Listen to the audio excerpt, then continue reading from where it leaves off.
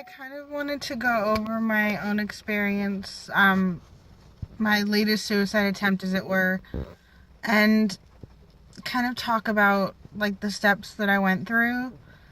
Um, I didn't want to be alone when I tried, so I called the suicide hotline, and to be honest, I have a different phone number from where I live. My area code is completely different, but I ended up telling them, but I didn't want to be alone when I died. I wanted someone to know that I was there, that I existed, that I was hurting.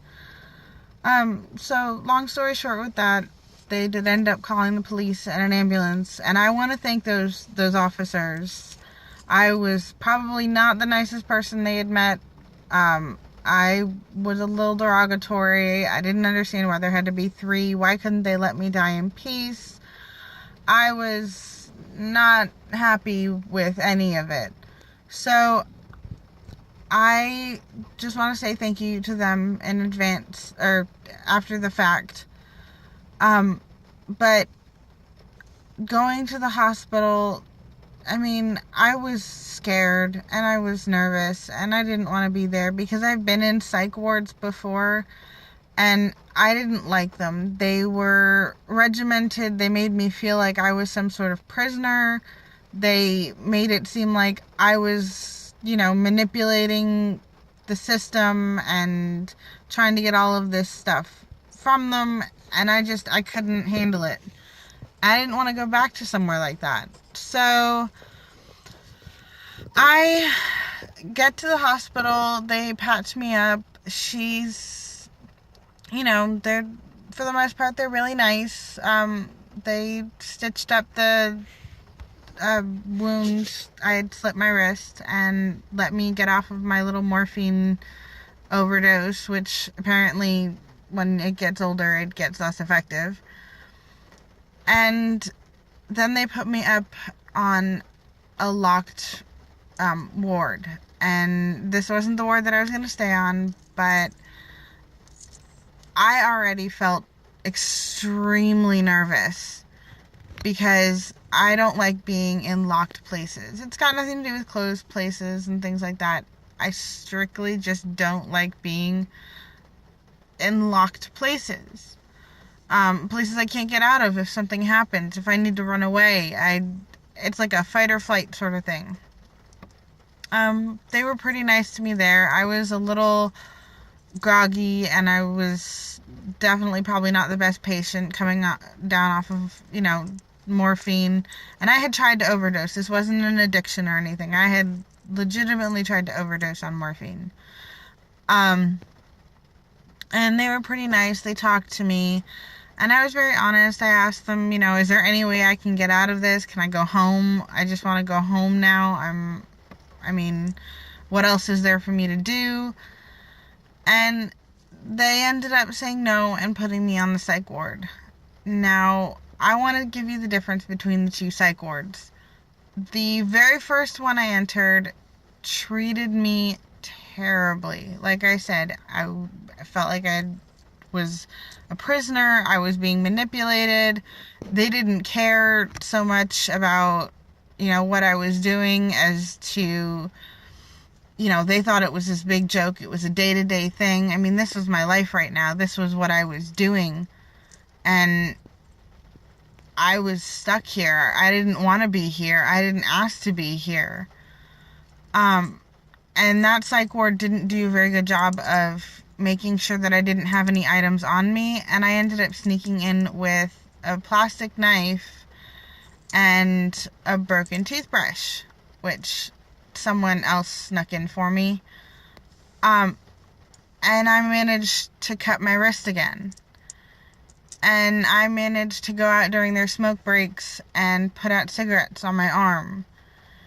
And I got away with so much stuff. And it was ridiculous, especially because they treated the people there like they were nothing. Like they were these messed up, screwed up individuals who needed constant attention, and how dare they have to be put into that.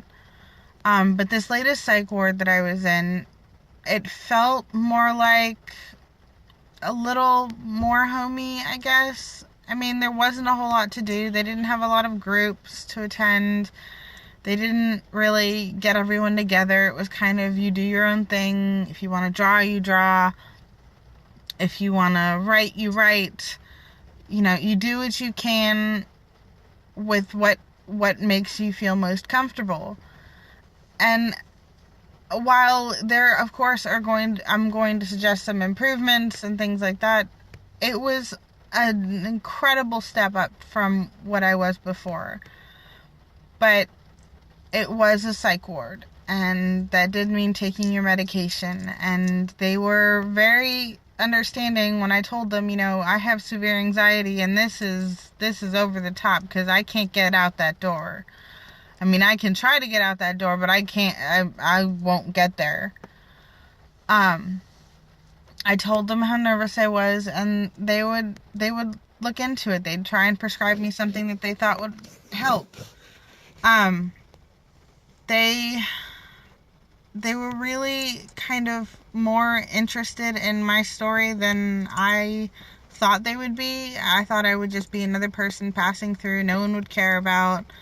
And I was hoping that I could go back and try again. Well, getting out, I didn't try again. I didn't want to go back to that same place. I mean, don't get me wrong, I'm still very much on that edge.